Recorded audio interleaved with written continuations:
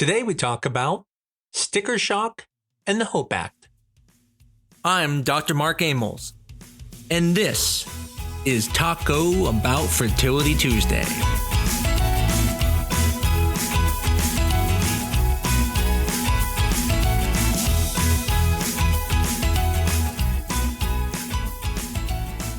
On today's episode, we're going to tackle one of the most frustrating and confusing parts of reproductive medicine: insurance. If you're like me and you worked for a good company and you had insurance and you thought your insurance was pretty good, you might be shocked to find out that many insurances do not cover reproductive medicine. And yet you see this reputable company such as Aetna, Blue Cross, United Healthcare, and you feel, yeah, I should be good. You assume you have the top tier coverage because everything else is covered. But then you get to the fertility clinic, they run your benefits, and you find out that the IVF cycle is 100% out of pocket. You might even be living in a state that legally mandates IVF coverage, yet you're still being handed a bill for about $20,000. How is that legal? Well, on this podcast episode, I'm going to pull back the curtains on the biggest illusion in healthcare, the corporate insurance loophole, and talk about a new piece of legislation in Washington called the HOPE Act that's trying to fix this issue. But we're not going to just pick on the big corporate companies. We're also going to talk about fertility clinics themselves and how they have found loopholes as well. You would assume if you have Aetna or Blue Cross Blue Shield or some other company that they pay the bills when you go and have services done. And that's a reasonable belief. But what's interesting is it's not always that way. Usually it falls into one of two buckets. The first is what's called fully insured. This is what small businesses and many businesses do. They pay a monthly premium to an insurance company, and that insurance company takes on the financial risk. If you need, let's say, medical care, the insurance company pays for it out of their own profit. And why this is important is because state laws govern these plans. But if you work for a mid to large company, they likely use the second bucket, the self-funded insurance. This is where the illusion comes in. Even though it looks like your insurance might be Aetna or Blue Cross or so forth, in reality, your company is paying the bill. They are just helping the company administer the plan. Think of massive apartment complexes. The corporation you work for is the wealthy landlord who owns the entire building.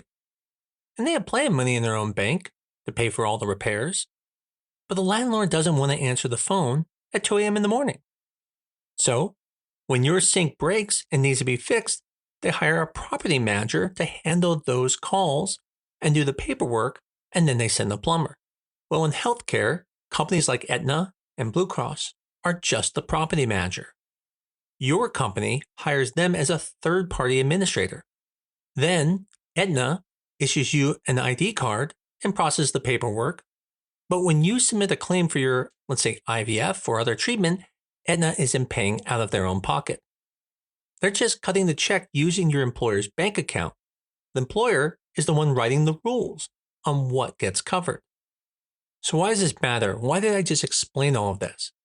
Well, because of a federal law from 1974 called ERISA, spelled ERISA. When an insurance plan is self-funded by a corporation, it is not governed by the state, but is governed by the federal government under ERISA, which completely exempts them from state laws. For example, in California, they passed a state law mandating fertility insurance, but large companies do not have to use it because if they are self-funded, the state law doesn't have control over them. And about 60% of Americans who get their health care are from self-funded corporate plans. And that means state laws don't apply. So you have a large company that's self-funded in California, your employer can legally look at that state mandate and say, no thanks, we're self-funded, we follow federal law. And they can exclude fertility care entirely. Now, as I mentioned, I'm not going to just pick on the big companies, but also even the small fertility clinics have their own loopholes. You would assume that if you are in California and you have insurance and it's not from a self-funded plan, that now your fertility is going to be covered. Well, what you're going to be surprised is that in many clinics, you're going to go in and you're still going to owe a lot of money out of pocket. The question is why?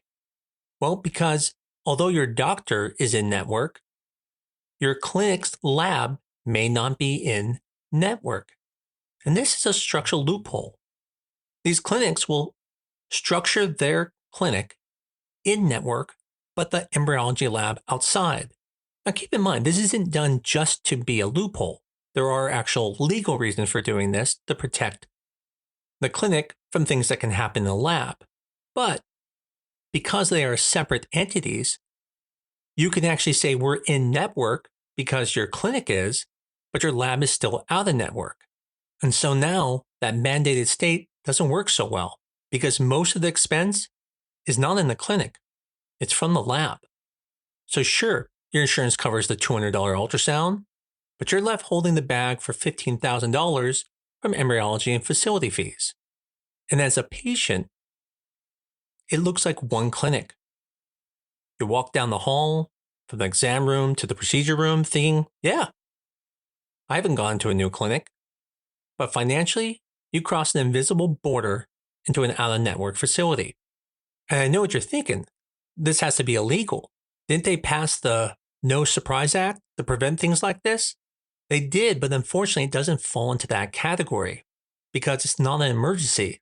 And the No Surprise Act was heavily geared towards emergency care or unexpected out-of-network providers, such as like an anesthesiologist walking in the room. The other big thing is almost all fertility centers are going to have you sign some type of financial document, which is your notice and consent.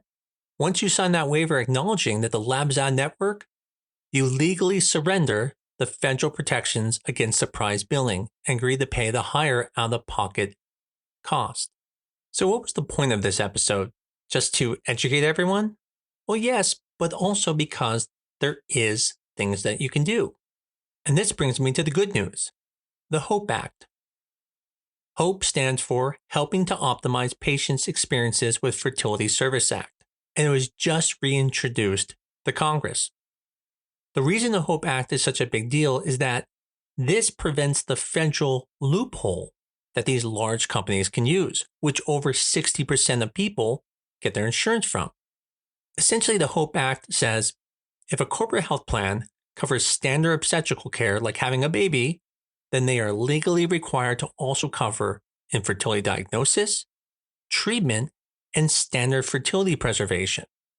This applies to patients with diagnosed infertility, unexplained infertility, and even patients facing medical treatments like chemotherapy that threaten their future fertility.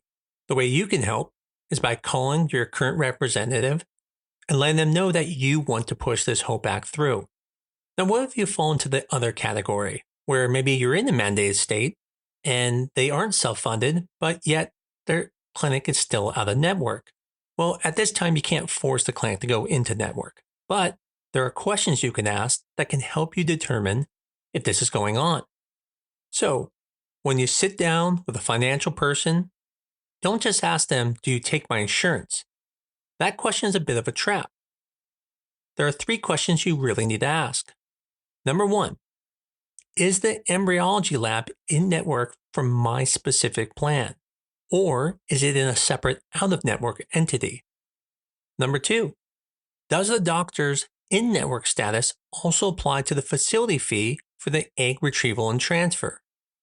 And the third question is, if the lab is out of network, do you offer a gap exception or an in-for-out waiver to honor my in-network benefits? If they hesitate to answer any of these, that is a big red flag. I'm not saying they're a bad clinic and they're trying to do anything shady. I'm just saying that you need to make sure to ask more questions because you may get hit with a big bill that you weren't expecting. And as I mentioned, there is nothing illegal about it. Now, not all clinics are like this. Some of us, we're in network for everything.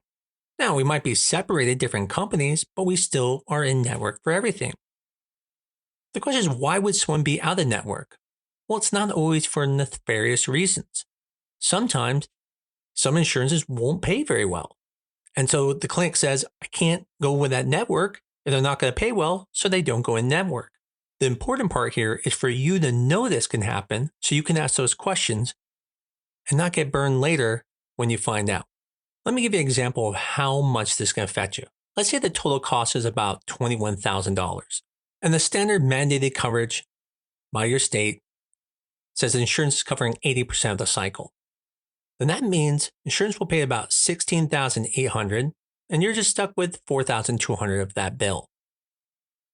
Now, what if the clinic was out of network when it comes to the lab? Well, then in that situation, that same $21,000 cost, insurance now only pays $7,200, and you pay $13,000. Now, what about the situation where if it was self-funded? Well, if it's self-funded, then that state mandate doesn't matter at all, and it's still $21,000, even if they're in network, because the company gets to decide what they will and won't pay for. And that's why the HOPE Act is needed, because it can prevent this loophole and allow the 60+% of Americans that have not just fertility coverage, but to also allow for egg freezing in situations such as needing chemotherapy. As a physician and as an owner, I see the heartbreak of this financial barrier every single day. It's one of the reasons we created our clinic. We didn't want money to be a reason someone can't have a family. Unfortunately, we can't help everyone, and people do have to go to other clinics. And unfortunately, corporate insurance loopholes shouldn't allow or not allow people to be able to have a family. So, if you want to help change this, look up the HOPE Act. Contact your federal representative and tell them to support it. And if you are in the mandated state, as we discussed, find out if you are in a company that is self-funded or fully insured, because only if they're fully insured does a state mandate pertain to you. And even if the state mandate pertains to you, then the next question is the lab in network? And if it's not, ask those questions to help determine it so you don't get hit with a large bill. Hopefully this episode was helpful for you. Maybe you've been in a situation or you're about ready to go through IVF and thinking everything is covered. Now you know some of the things to ask to help prevent those hidden bills. If you like this podcast, please tell your friends about it. Give us a 5-star review on your favorite medium, but most of all, keep coming back. I look forward to talking to you again next week on Taco Bout Fertility Tuesday.